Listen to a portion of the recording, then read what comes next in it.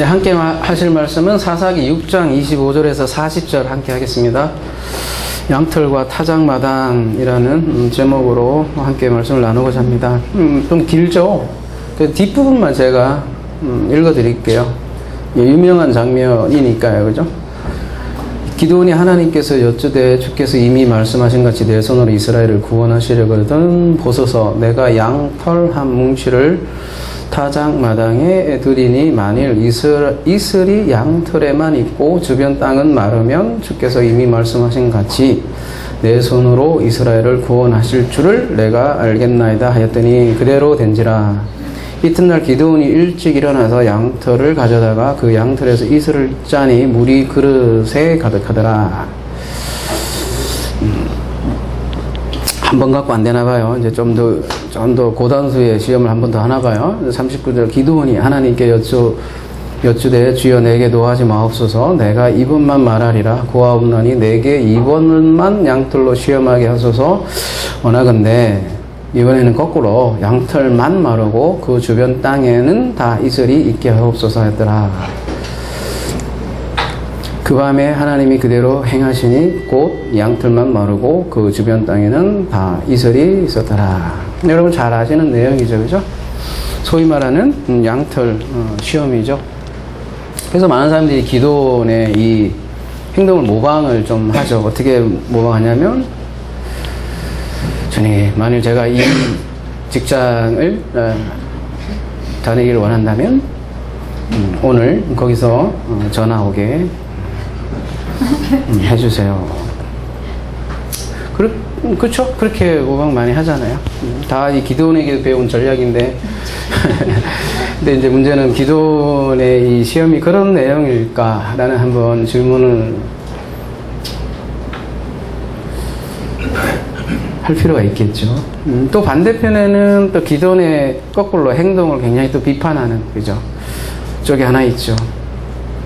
그잖아요. 한 사람은 모방을 하고, 한 사람은 어떻게 감히 하나님께 시험을 하고, 지가 뭔데, 이렇게 또 비방하는 쪽이 한쪽이 있고, 늘 세상에는 찬반이 존재하는 것 같아요. 근데 또 그 비판하기에는 만약 그렇게 잘못이라면, 또 왜 하나님은 아무 말씀도 안 하시고 이렇게 시험에 또 응하시는가 이렇게 본다면 단순히 따라할 것도 아니고 또 그렇다고 비판해야 할 그 무엇은 또 아닌 것 같아요, 그죠? 특별히 양털 시험이라고 잘 알려져 있는 단순히 어떤 결정을 내리기 위한 그런 시험만은 아닐 것이라는 거죠. 그래서 이 시험은 어떻게 이해할까 이런 질문을 먼저 던지고 본문을 시작하려고 합니다. 오늘 본문은 25절에서부터 40절이에요. 근데 제가 지금 36절에서 40절만 먼저 읽고 말씀을 드리는 거예요.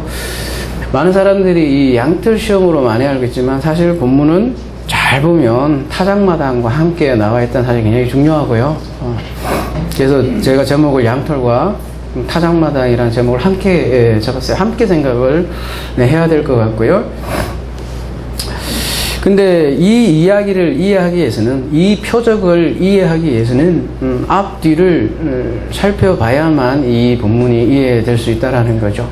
오늘 오전에도 야곱 사랑, 에서 미움 그거 하나만 딱 보면 좀 이상한 쪽으로 놀려갈 수 있지만 이 양털과 타작마당 이 시험 표적을 이해하는 방법은 앞뒤를 보면 이해할 수 있을 것 같아요.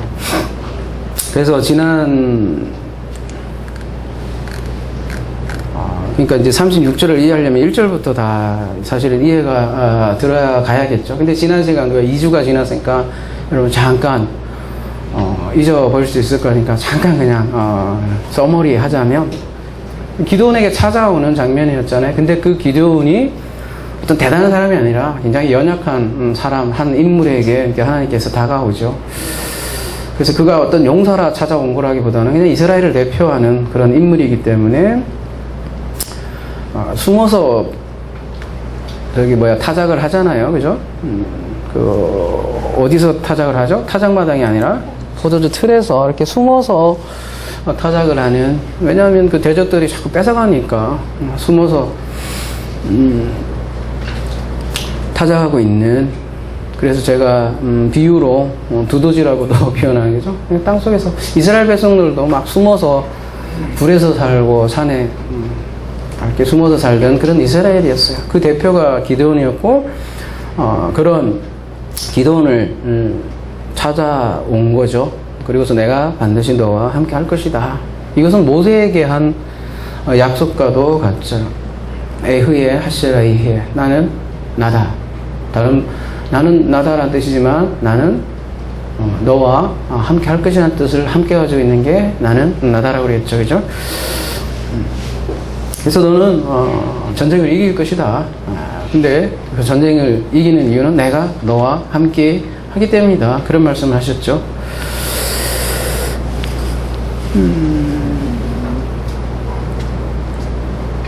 그러니까 기도는 너의 족보를 보고 너에게 온 것도 아니고 네가 강해서 너에게 온 것도 아니고 오히려 약하기 때문에 너에게 찾아갔고 약한 자를 강한 자로 사용하기 위해서 온 그런 내용이 이제 6장 초두에 우리가 함께 했죠.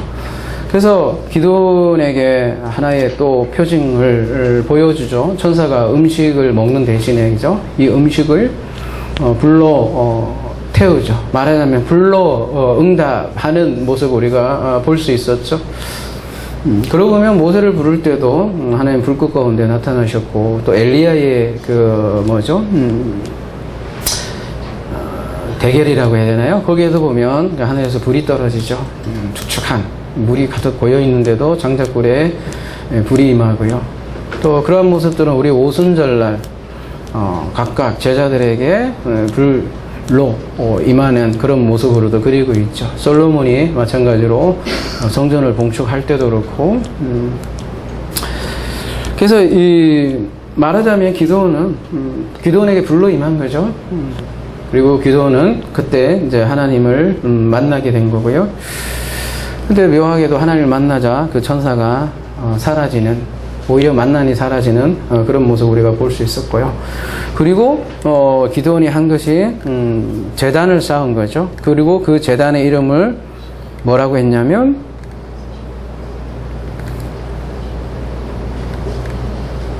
여호와 샬롬, 여러분이 잘 알고 있는 샬롬의 제단을 쌓은 거죠. 샬롬이라는 게 평안이라고, 평화라는 의미로 많이 알고 있잖아요. 그죠? 근데 왜 그렇게 샬롬이냐? 예수께서도 보면 부활하신 후 항상 인사가 에이레네, 평안하느뇨, 평안하느뇨, 이렇게 인사를 하죠. 그래서 샬롬은 어디에서부터 오는가? 바로 하나님으로부터 오죠. 근데 그 하나님을 만날 때 대부분 보면 죽음의 장면으로 이렇게 보여지죠. 그래서 예수께서도 죽음 후 부활의 상태에서 샬롬을 계속 말씀하셨고, 그 부활의 상태를 또 샬롬이라고도 하고 안식이라고도 하고, 그래서 그 진리를 표현하기 위해서 자기 죽음의 표현이기도 하고요. 기드온은 그래서 샬롬의 제단을 쌓았죠. 그러니까 샬롬의 제단이 나왔으니까 뭔가 또 다른 제단이 있을 거 아니에요, 그죠? 그 제단을 허무는 장면이 이제 오늘 본문에서 이제 이어서 오는 거죠. 이어서 볼게요. 25절. 그날 밤에 여호와께서 기드온에게 이르시되 내 아버지에게 있는 숫소 곧 7년 된 둘째 숫소를 끌어오고 내 아버지에 있는 바알의 제단을 헐며, 바알의 제단이 소개되네, 그죠? 그 곁에 아세라 상을 짓고 이 산성 꼭대기에 내 하나님 여호와를 위하여 규례대로 한 제단을 쌓고 그 둘째 숫소를 잡아 내가 찍은 아세라 나무로 번제를 드릴지라 하시니라. 바알의 제단을 헐어버리죠. 그리고 옆에 아세라 상도 그 나무로 되어 있던 모양이에요. 찍어버려요. 그죠? 근데 독특한 표현이 발견되는데요. 7년 된 숫소래요. 그리고 그냥 7년 된 숫소가 아니라 둘째 숫소다, 이렇게 표현하고 있네요. 그러니까 제단을 헐고 끝나는 게 아니라 그 자리에 둘째 숫소를 잡아서 번제로 드렸던 거죠. 그리고 그 둘째 숫소는 7년 된 숫소다, 이렇게 얘기를 하고 있어요. 왜 이런 얘기를 할까? 7년 된 숫소, 그 숫소가 왜 둘째 숫소야 하는가? 둘째라는 의미가 여러분, 둘째라는 것도 있지만 어린이라는, 그러니까 첫 번째, 우리 오전에 이제 장자 찾아했던 것처럼 더 어리다는 뜻도 가지고 있는 게 둘째예요.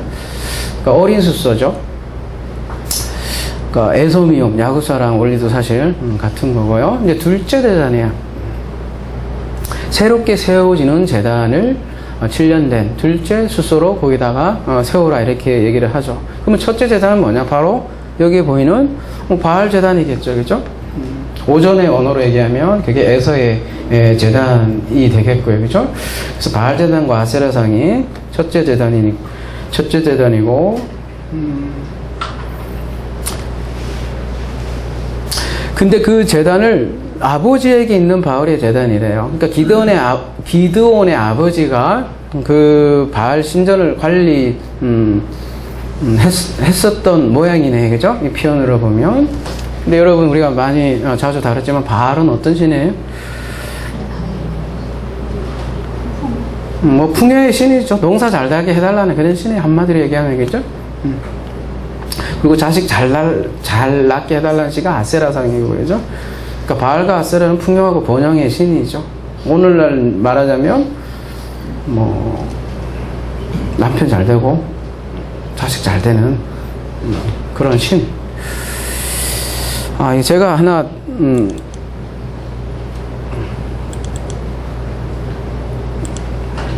여행 중에 하나 찍은 사진이 있는데요. 제가 직접 찍은 사진입니다, 이게죠.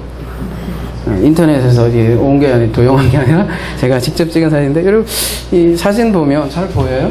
네. 잘 보이나? 여기 또 잘 보이나 모르겠네.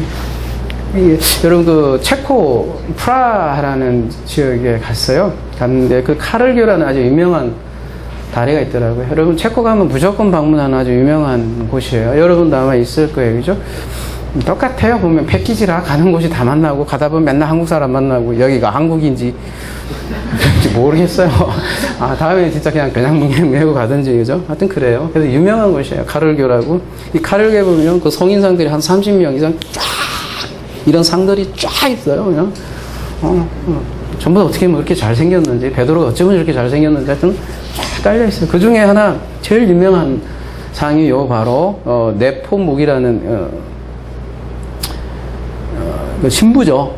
그 체코 거기에 살았던 이제 성인으로 이제 초앙받는 그 네포묵이라는 성인상이 하나 있는데요. 다른 데는 다 돌로 돼 있어요.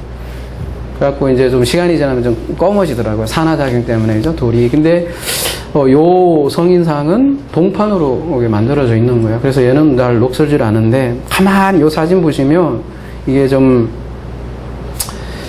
그림이 작아서 보일런지 모르겠는데, 여러분 어떻게 좀 색깔이 좀 달리 보이는 거 보여요? 어디요? 여기 가만히 보시면 이게 좀 그림이 이게 화질이 그래서 그런데 이게 거의 금색 아니에요, 그죠? 다른 데는 다 검은데 여기만 반짝반짝 한다고요, 그죠? 여기 왜 이렇게 반짝반짝 할까요? 하도 손으로 만져갖고, 하도. 근데 왜 손으로 만졌겠어요? 여기에 손을 대고 빌면 자기 소원이 이루어진대요. 그런, 소원. 그래서 사람들이 오는 사람이, 거기 1년에 뭐 몇천만 명이 온대요. 근데 다 만지고 다니까 그냥 동판이 금판이 된 거야. 그냥 반짝반짝해요. 저는 만졌을까요? 안 만졌을까요? 저는 안 만졌어요. 뭐 여러분이.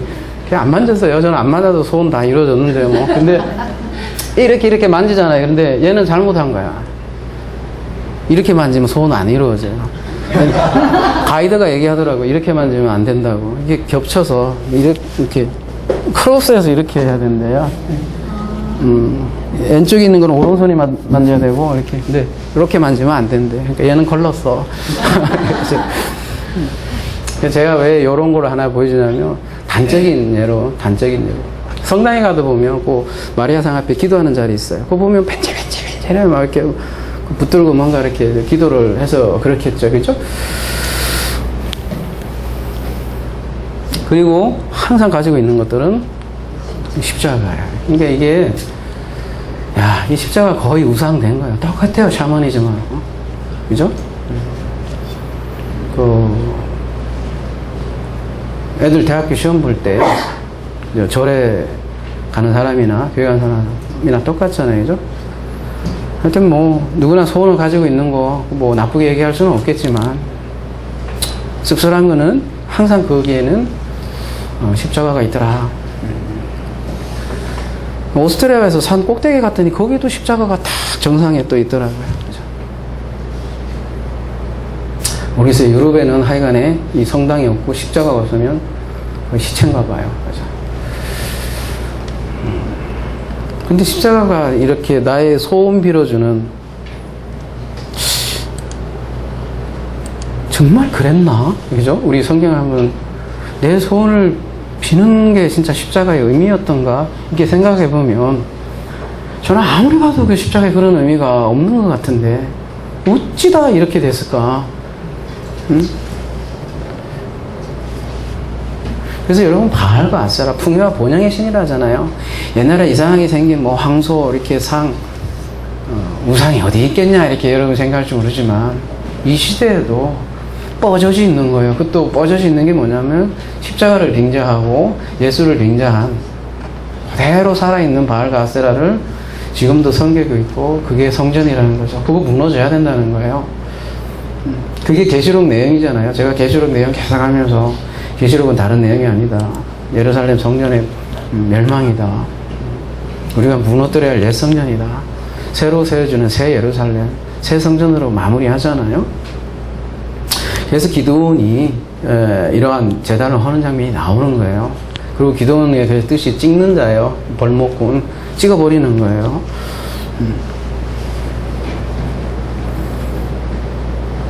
우리가 그래서 오전에 그래서 마침 그죠? 우리가 먼저 된 자가 나중되고 한 얘기 했잖아요. 에서가 아닌 야곱, 사울 아닌 다윗, 첫째 아담, 둘째 아담, 첫째 돌판, 둘째 돌판 계속 얘기했잖아요. 똑같은 관계예요. 그래서 둘째 써야만 해요. 그곳에 세워져야 된다는 거죠. 그리고 원래 바울과 그들이 섬겼던 바울 자체도 황소예요. 황소로 된 상들 이런 거 다 찍어내고 바꾼 새로운 소가 둘째 수소로 세워져 있는 거죠. 그게 세워진 골고다 언덕의 십자가였는데 어떻게 된 게 이 십자가가 비나이다가 돼버리는 것 같아요. 옛날에 한 형님을 모시고 산 사람들 보면 뭐 십자가를 막 달고 다녀요.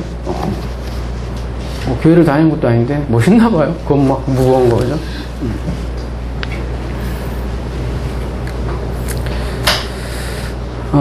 그래서 27절에서 30절은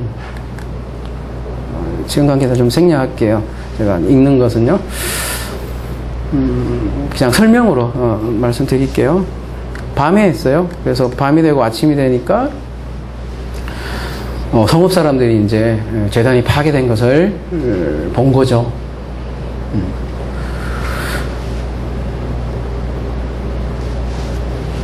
사람들이 근데 그러니까 요아스의 아들, 그죠? 기드온이 한 걸 어떻게 알았을까? 그런 또 질문도 드는데요. 27절에 보면 기드온이 종 10사람을 데리고 여호와께서 그에게 말씀하신 대로 행했다. 이렇게 얘기하는 거 보면 이 10사람 중에 한 놈이 꼬질렀겠지 뭐. 그죠? 근데 알게 됐는데 비밀이 없는 거죠. 그러니까 이제 기드온을 죽이려고 하는 거죠. 근데요, 장면이 가만히 보면 비슷해요. 그 예수께서도 가만히 보면 똑같은 말하자면 내용의 시위를 했죠. 그죠? 똑같이 바알과 아세라상 찍어내는 것처럼 성전에 와서, 그죠? 여러분이 잘 아시는 성전 정화 사건이죠. 그러니까 어떻게 해요? 죽이려고 하는 거죠. 그죠? 저도 가서 그냥 똥물을 뿌리고 왔으면 될지 모르지만 저는 이해가 되니까 이제 뭐 그렇게는 안 하지만 사실 얼마나 멋진 뭐 전도의 방법이겠어요. 그 많은 사람, 그죠? 수천 명 있는데 야 이게 성전이 아니다 이거 뿌리면 되겠지만 사람들 그렇게 이해할까요? 저런 정신병자가 있냐 하겠죠, 뭐. 그죠? 아무튼 예수께서 행한 행동도 거의 그거에 보다 더한, 그죠? 진정 모독 사건이고. 근데 이 마을 사람들이 보기에 자기가 바알과 아세라상 어떤 신인데 이걸 찍어버릴 수가 있냐 이거지. 그러니까 죽여야 되겠죠. 그래서 32절 그날에 기드온을 여룻바알이라 불렀으니 이는 그가 바알의 제단을 파괴하였으므로 바알이 그와 더불어 다툴 것임을 하였더라. 근데 여기에서 이제 여룻바알이라는 이제 별명이 생긴 건데요. 아까 기드온은 그 벌목꾼이라고 그랬어요. 그죠? 나무를 베어내다라는 뜻인데 좀 더 이제 더 구체적으로 그 별명을 여룻바알. 여룻바알이 무슨 뜻일까요? 여룻바알. 리브라는 단어하고 바알이라는 단어가 붙은 건데요. 리브라는 거는 그 무리바 사건 있죠, 그죠? 그때 리브라는 단어인데, 그러니까 싸우는 거예요, 뭐. 그러니까 바알과 싸우는 자, 바알과 더불어 싸우는 자, 그리고 바울이 또 싸우는 자이기도 하고요. 아니, 바울이라네, 바알이. 예.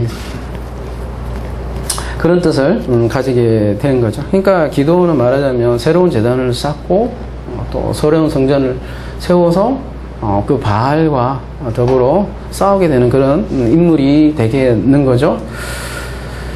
요게 전쟁의 얘기에 앞서 나와요. 그러면 뒤에 전쟁도 사실 그 내용하고 연결된다는 것을 여러분이 꼭 염두에 두셔야 될 것 같아요.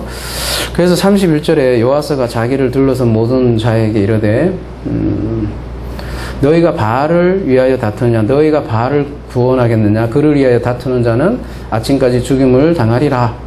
바알이 과연 신일진데 그의 제단을 파괴하였은즉 그가 자신을 위해 다툴 것이니라 하니라. 아버지가 아들을 변호하죠. 뭐라 그래요? 그를 위하여 다투는 자는 아침까지 죽임을 당하리라. 무슨 얘기예요 이게? 바알이 진짜 살아있다면 그 제단을 헌 사람을 죽일 거다. 그러니까 냅둬라. 그죠? 그 얘기잖아요. 그러니까 말하자면 자기 아들 기드온은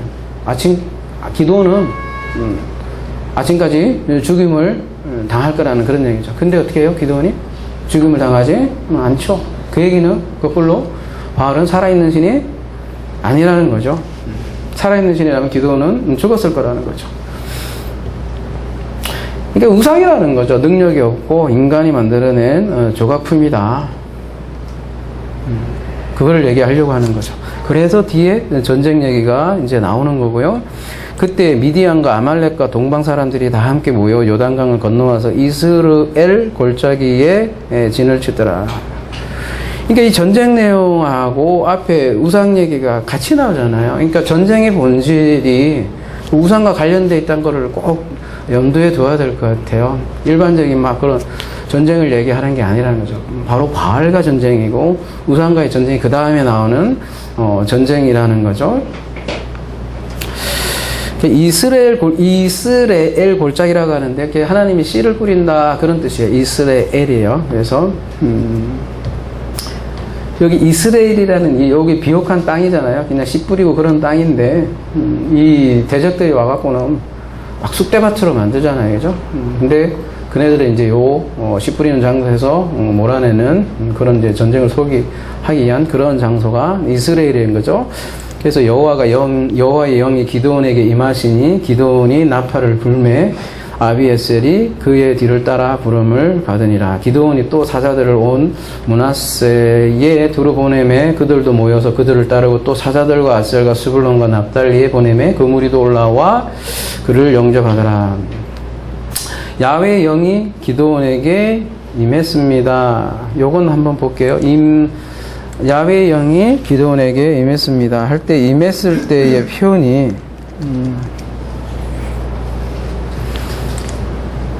여기도 뭐 강림했습니다 이렇게 하니까 여러분 무당 뭐 강신이라고 그러니까 그런 쪽으로 이렇게 이해할지 모르겠어요. 그죠? 그래서 보면 라밧이라는 게 보면 뭐라고 되어 있냐고 밑에 옷을 입혔습니다. 그 얘기 그죠? 원래 전부 다 이 단어는요. 라밧이는 보면 어디서 있을까요? 창세기 3장 21절부터 가보면 글씨가 작은데 그죠? 가죽 옷을 입혔습니다. 누구를요? 그 아담과 그 아내를 위해서 옷을 입혔습니다 할 때 이 라밧이를 쓰고요. 다 그래요. 창세기 여기도 그렇고요. 그죠? 다 옷 입히는 곳에 쓰여요. 이 단어가. 그리고 제사장에게 세마포 긴 옷을 입혔습니다 할 때 레위기에도 등장하는 게 전부 다 라밧인데요. 기드온이 야훼 영의 옷을 입혔습니다. 그게 무슨 뜻일까요? 그 옷으로 많이 설명을 하죠. 그래서 성경에서 그리스도로 옷 입는다 이런 표현도 하고요. 그죠? 그리고서 하는 게 나팔을 불어요. 과연 몇 명이 나올까요? 그죠? 근데 아비에셀이 그의 뒤를 따른대요. 아비에셀이 누구예요, 여러분? 방금 전에 우리가 읽었잖아요. 누구요? 그 주민들이잖아요. 자기네들을 죽이려고 했던 주민들이 오히려 이제 따르는 거죠. 그죠? 바알을 섬기지 않는 자들이잖아요. 기드온을 죽이자 그랬던 자들이 오히려 기드온을 따른다는 거죠. 여러분, 아비에셀인데요. 아비에셀이 아브 있죠. 그죠? 히브리어 아브하고 에체르. 하나님이 나의 아버지는 무슨 뜻이에요? 도움이다. 그런 뜻이에요. 아비에셀이 근데 누구냐면 나중에 요셉의 자손들이에요. 사실은 요셉의 자손들이 기드온을 따르고 그 다윗의 용사도 아비에셀로 소개되고요. 그래서 아비에셀은 이렇게 여러모로 그리스도의 군사들을 이렇게 상징하는 그런 족속들인데요. 그 아비에셀이 속한 족속이 므낫세고요. 또 그 옆에 아셀과 스불론도 그 지파가 납달리 지파가 다 전쟁을 위해서 모이는 거죠. 그 자체가 어떻게 보면 기드온의 기드온 자체가 할 수 없는 일이죠. 그죠?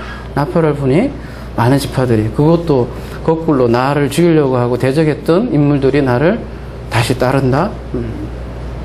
뭐 그리스도도 마찬가지로 그렇잖아요. 많이 죽으려고 했던 대적들이 다시 요한계시록에 보면 하르마겟돈 기억나시죠? 그죠? 하나님의 산에 모이는 누가요? 그리스도의 군사들이 모이는 장면으로 계시록에서 소개했듯이 이렇게 전쟁 메타포는 성경에 많이 나오는 거죠. 그리고 이제 이어지는 것이 아까 제가 읽어드렸던 기드온의 그 유명한 양털 시험이죠. 아까 읽었으니까 제가 읽는 것은 생략을 하고요.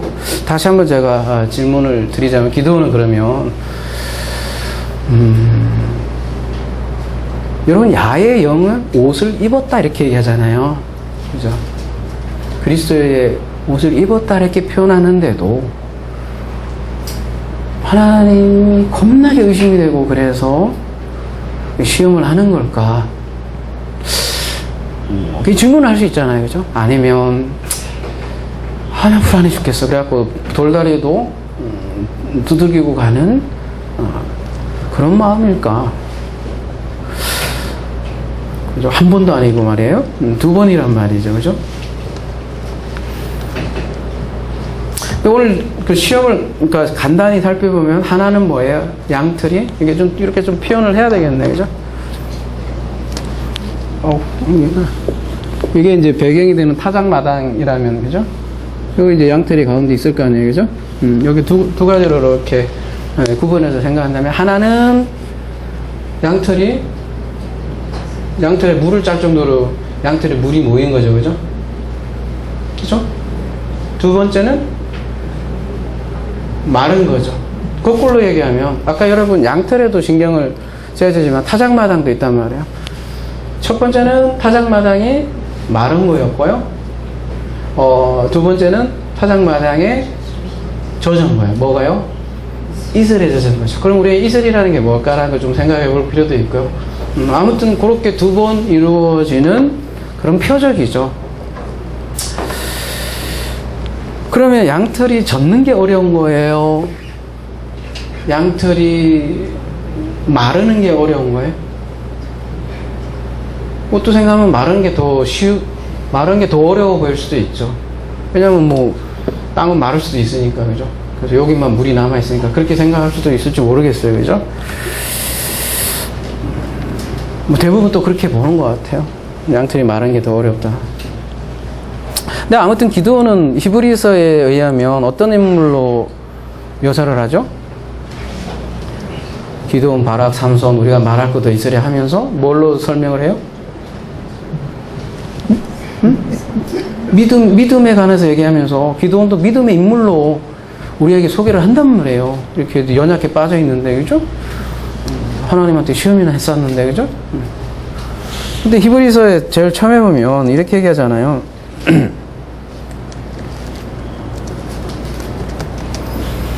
믿음은 바라는 것들의 실상이요 보이지 않는 것들의 증거니 선진들이 이로써 증거를 얻었으니 믿음으로 모든 세계가 하나님의 말씀으로 지어진 줄을 우리가 아나니 보이는 것은 나타나는 것을 말미암은 게 아시니라.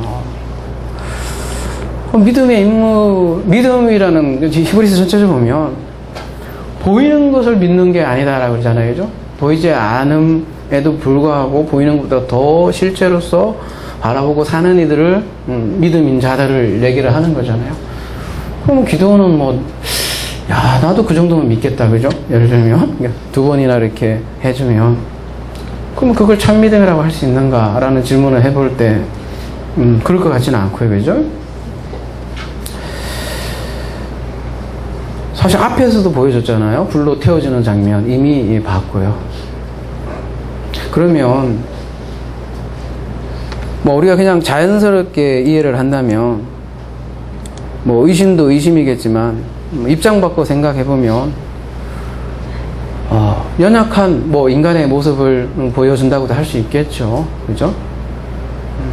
여러분도 입장 바꿔 생각해 보면 자 이제 사람들 잘 모아놨어.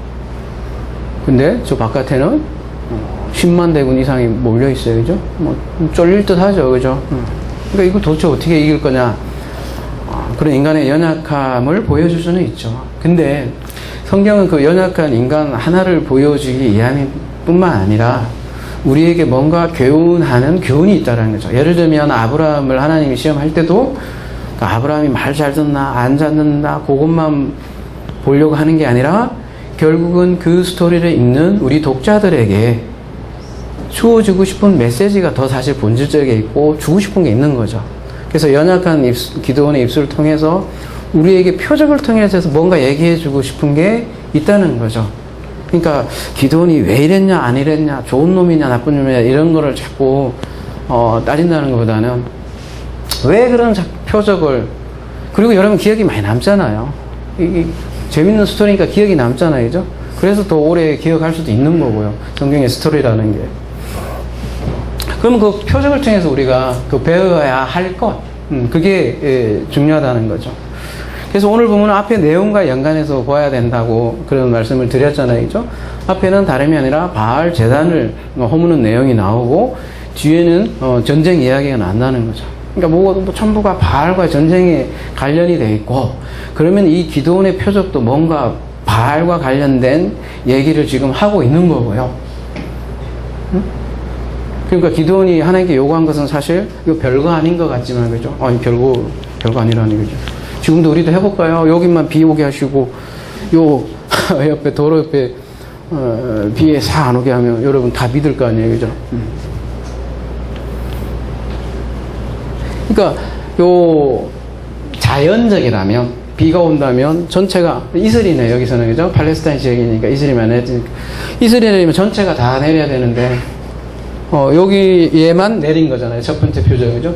두 번째는 여기에만 내린 거니까 이 얘기는 뭐예요? 그러니까 단순하게 얘기하면 지금 바알에 대해서 얘기한다고 그랬어요. 바알은 무슨 신이라고 그랬어요? 풍요와 번영의 신인데 다른 말로 하면 자연의 신이에요. 농사 잘 되게 해달라는 거야. 자연이. 그게 바알이란 말이에요. 그죠? 농사를 잘 되게 해주고 자식 잘 낳긴 신이라고 그랬잖아요. 그러면 지금 기도원이 요구하는 건 엄청난 거거든요. 뭘 요구하는 거예요? 그 자연을 뛰어넘는 뭔가를 얘기하는 거잖아요. 그죠? 그러니까 바알은 농사를 잘 짓게 해주지만 그래도 그 자연 법칙 안에 있는 신이에요. 근데 요 부분을 초월한다는 거는 그 자연의 주권자임을 보여달라는 거잖아요. 사실 어마어마한 요구잖아요. 그리고 그거를 우리에게 거꾸로 교훈으로 준다는 거죠. 말하자면 그러니까 자연을 넘는다는 거예요. 여러분 자연이 스스로 그러니까 스스로 알아서 지가 움직인다는 그런 뜻이잖아요. 그죠? 그 과학도 마찬가지죠. 우리가 하나님이 과학도 넘잖아요. 하다못해 시간도 넘는데 그죠? 공간도 넘잖아요. 그걸 우리가 초월이라고 하잖아요. 그죠? 그걸 보여준다는 거죠. 근데 바알은 그렇지 못하다는 거죠. 여러분 이슬을 내리는 이는 다른 말로 하면 비를 내리는 이는 바알이라고 생각했던 이들에게 지금 그걸 깨부시는 거잖아요. 그죠? 바알이 아닙니다. 그거는 참 하나님이 아닙니다. 그럼 누구냐? 하나님입니다. 그 얘기를 해주려고 이런 표적을 우리에게 보여주는 거죠. 우리 현대인들 보면 모두 자연 전부가 자연법칙이라고 생각을 하잖아요. 그죠? 이슬을 내리는 것도 자연법칙이지. 비를 내리는 것도 자연법칙이지. 햇빛을 비추는 것도 자연법칙이지. 하나님이 이게 끼어들 그런 공간이 어디 있냐는 거죠. 현대인의 사고방식 자체가 다 그렇잖아요. 그죠? 근데 지금 오늘 보면 하나님이 양털에 이슬이 있게 하기도 하고 없애기도 한다는 거죠. 그리고 그 앞에다가 바알이 넘어지는 모습을 보여줬잖아요. 근데 스스로 일어나지도 않아요. 그러니 얘는 이슬을 내리는 존재가 바알이 아니라니까 라고 지금 성경전자는 계속 얘기를 하고 있는 거죠. 하나님만이 여기서는 계속 엘로힘이라는 단어를 쓰고 있어요. 야훼라기보다는 엘로힘. 창세기 1장에도 나오듯이 그죠? 엘로힘은 자연, 천지 창조 그 맥락에서 자꾸 나오는 일반 명사란 말이죠. 근데 그 일반 명사가 그 자연에 속해 있지 않고 그걸 넘어서는 분입니다. 그분이 바로 야훼입니다. 라고 지금 계속 얘기하기 위해서 우리가 언뜻 보면 이야기가 좀 기억에 남을 심플한 얘기로 이렇게 얘기하지만 근본적인 메시지는 바알이 아닌 그러면 하나님은 어떤 하나님이냐를 얘기하는 본문이죠. 그러니까 단순히 오늘 내가 만나는 그님이 나의 님이면 빨간 넥타이를 매고 오시옵소서 이런 쪼잘한 시험이 사실은 아니라는 거죠. 그리고 오늘 제목을 이슬과 타작마당이라고 제가 잡았잖아요. 그죠? 둘 다 사실은 농사와 관련이 되어 있는 거예요. 농사. 바알신이 농사신이란 말이에요. 그죠? 근데 사람들은 만약에 양털에만 굉장히 관심이 있는지 모르겠어요. 그죠? 근데 본문 배경이 타작마당이에요. 배경이. 다른 일반 마당이 아니라 타작마당에 놓은 양털이란 말이죠. 그러면 거꾸로 얘기하면 타작마당에도 이슬을 내리는 이도 하나님이고 타작마당에 이슬을 내리지 않는 이도 하나님이라는 거죠. 그러니까 양털이 젖었을 때는 다른 말로 하면 타작마당이 이슬을 내리지 않은 거예요. 그죠? 그리고 양털이 마를 때는 이게 물이 있을 때는 이렇게 표현해야 되나? 그죠?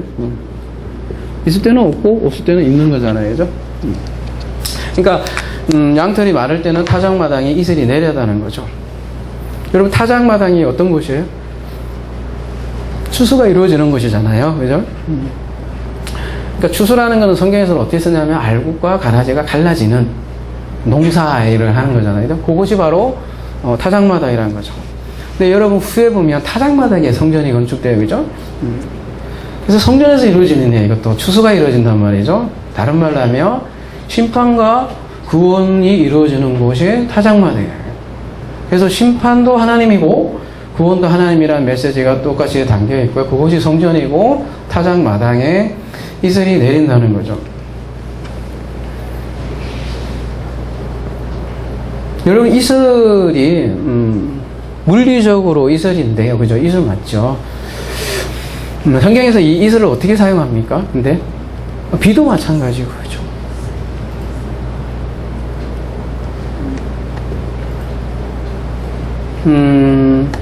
여러분 그 만나 사건이 있죠? 그 만나가 내릴 때 보면 뭐도 함께 소개가 돼요? 이슬요. 예, 이슬이 함께 등장을 한다는 거죠. 민수기 11장 19절 가보면요.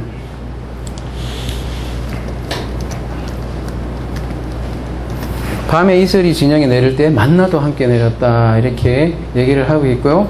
신명기 가볼게요. 내 교훈은 비처럼 내리고 내 말은 이슬처럼 맺힌 날에 연한 풀 위에 가는 비 같고 채수 위에 담비 같도다. 내 교훈은 비 같고 또 내 말은 이슬 같다 이런 표현도 하고요. 신명기 33장 28절 볼게요.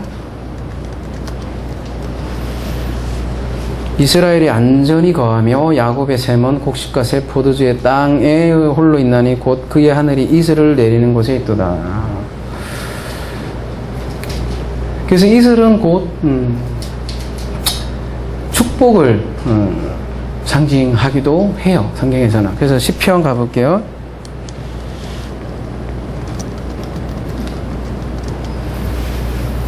보라 형제가 연합하여 동거하며 어찌 그리 선하고 아름다운고 머리에 있는 보배로운 기름이 수염 곧 아론의 수염에 흘러서 그의 옷깃까지 내린 것 같고, 여기 이제 기름 표현을 하죠. 그 다음에 나오는 표현이 헐몬의 이슬이 시온산들에 내린 같도다. 거기서 여호와께서 복을 명령하시니 곧 영생이라.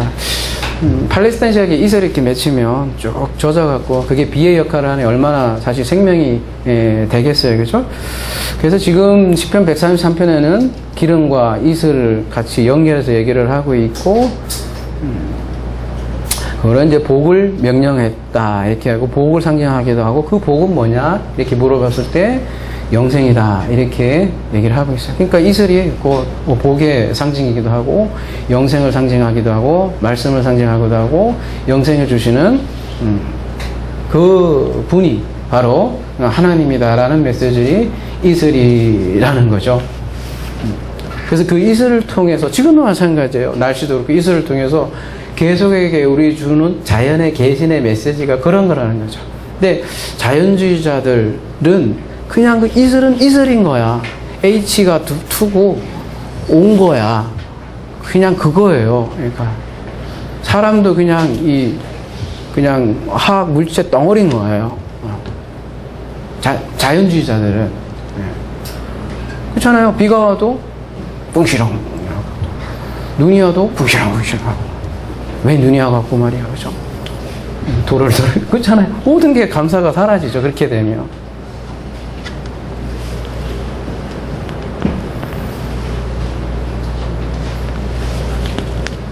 그러니까 이스라엘인 것도 마르게 하는 것도 하나님은 사실은 이렇게 상징적인 의미로 얘기하면 복을 내리는 이도 하나님이고, 살리는 이도 하나님이고, 죽이는 이도 하나님이고, 심판을 하고 또 구원을 하는 이도 하나님이다라는 사실을 그 표적 안에서 계속 얘기하는 거예요.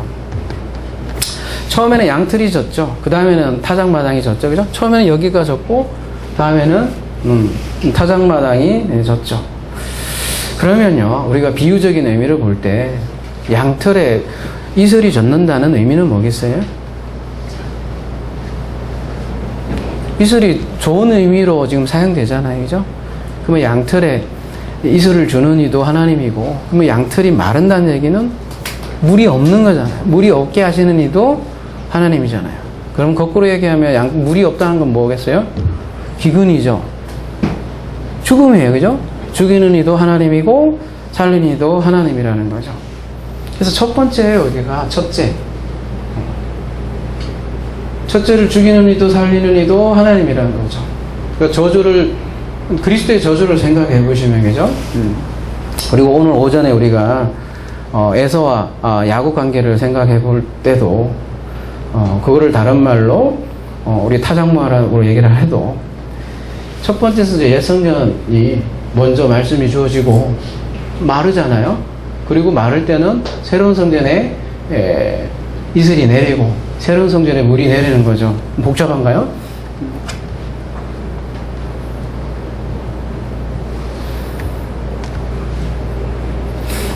그래서 오늘 아침에 우리 그 얘기가 참 이상하게 맥락이 맞아서 설명하기 좀 더 편한 것 같아요. 에서 미움, 야곱 사랑도 같은 원칙이라는 거죠. 그래서 앞에 둘째 수소가 등장을 하고 처음 재단과 새로운 재단이 같이 소개가 되잖아요.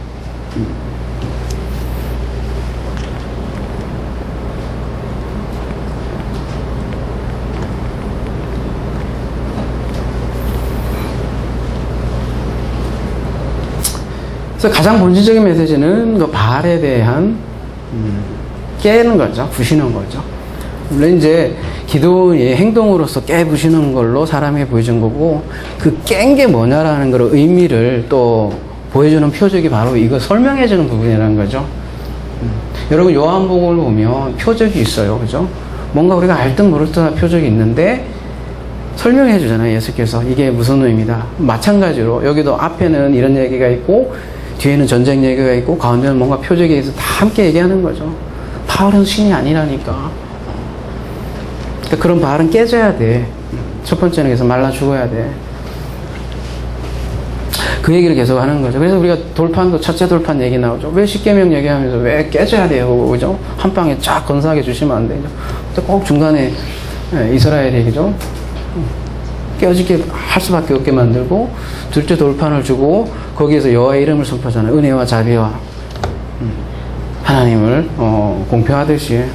그래서 두 번에 걸쳐서 두 증인이죠, 그죠? 확정하는 그런 표적을 우리에게 주시는 거죠. 그래서요, 이런 자, 오늘 본문을 이렇게 살펴봤고요. 사람들은 삶을 우연이라고 생각하는 사람이 너무 많아요. 혹은 그냥 어떤 자연 법칙에 의해서 성경을 자꾸 보려고 하고, 반드시 원인과 결과가 1:1 대칭을 돼야 되고, 그래서 내가 뭔가를 열심히 해서 혹은 열심히 믿거나 해서 뭔가에 반드시 보상을 받아야 되는 사고방식 자체가 자연주의고, 그게 바알인 거예요. 근데 그걸 깨는 거죠, 제가. 죽이는 이도 하나님이고 살리는 하나님이라는 것을 보여주고요. 그래서 그걸 우리가 깨닫게 하기 위해서 전쟁하시는 이도 하나님이다. 그 메시지를 오늘 본문은 주는 거죠. 그래서 타작마다 이슬이 내리죠.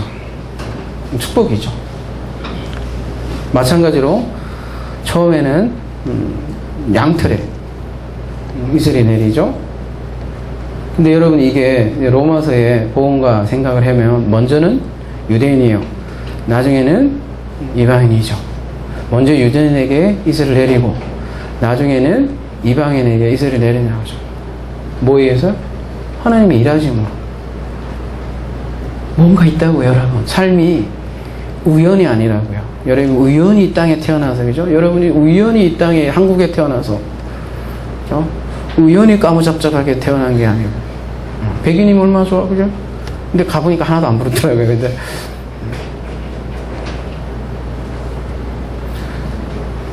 우연이라고 생각을 너무 많이 한다는 거죠. 21세기 과하게 산다는 사람들이, 그죠? 근데 그거를 깨는 장면이 오늘 본문이고요.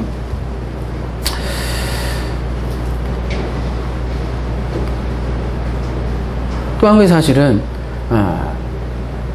우연 위에 뭐 하나님이 있고 자연 위에 하나님이 있다는 거죠. 그래서 히브리서 기도원, 그죠? 믿음이 뭐냐? 우리 보이는 것만 믿는 사람들은 물질주의자들하는 거잖아요. 근데 그 보이는 것들을 지배하는 그의 초월 말하자면, 그죠? 그게 보이는 것만큼도 보이는 삶을 산 믿음의 선진들, 그거를 믿음이라 이렇게 소개를 하고 있고요.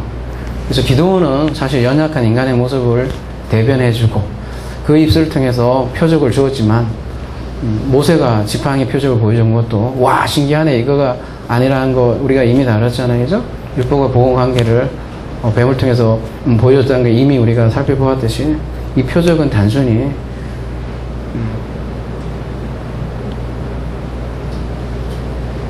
내가 왼쪽으로 갈까요? 오른쪽으로 갈까요? 그런 표적은 아니라는 거죠. 제가 아는 후배가 기도 좀 해달래 저보고, 그래야 뭔 기도해줘야 돼? 내 사업 망할 것 같아. 요즘 뭐 일본하고 그거 그래갖고 뭐 되는 것도 하나도 없고, 형님이 기도해 주시면 될 것 같아요. 그래서 제가 뭐라고 했는지 알아요? 그런 기도는 알라딘의 지니가 훨씬 더 강하다, 내가 아는 하나님보다. 차라리 내가 다음에 터키 여행 가서 알라딘 램프를 하나 찾아올게. 그랬더니 형님 거기는 동굴이 막 무너지고요, 죽을 각오 해야 돼요. 알았어, 내가 가서 갔다 올게. 지니가 훨씬 세다야. 그런 소원을 들어주는 신은. 그렇게 농담으로 했지만 저는 제 마음은 사실 제가 있는 마음이거든요. 걔야 뭐 농담으로 듣고 말았겠지만 저는 진심이었거든요. 훨씬 세요, 지니가. 믿음은 보이지 않는 실체로 보는 것을 믿음이라고 하죠. 그래서 아브라함을 시험했던 것도 우리를 위한 표적이라는 거예요, 여러분. 표적 속에서 실체를 보지 못하면 와 신기하네, 나도 한번 테스트 해봐야지, 그렇게밖에 흘러가지 못한다는 거죠. 그래서 바알은 참 남편이 아니다. 너희 남편이 아니다라는 사실을 계속해서 얘기해주고, 그 사실을 알려주기 위해서 다시 또 미디안과 전쟁하는 모습을 통해서 요 메시지를 똑같이 다음에 얘기해 준다는 거죠. 그걸 미리 보여주는 거라는 거죠.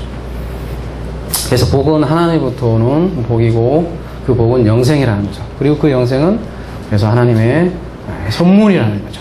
성도는 그 보이지 않는 선물, 영생을 볼 줄 안다는 거죠. 그럴 때 뭐가 오냐면 샬롬이다 이렇게 한다. 그게 기드온이 쌓은 여호와 샬롬의 제단이었고, 이렇게 해서 새로운 제단이 쌓일 때 우리에게 샬롬이다 이렇게 얘기하는 거죠. 이러한 샬롬이 우리 하나 사람 가운데 함께 하기를 기도합니다.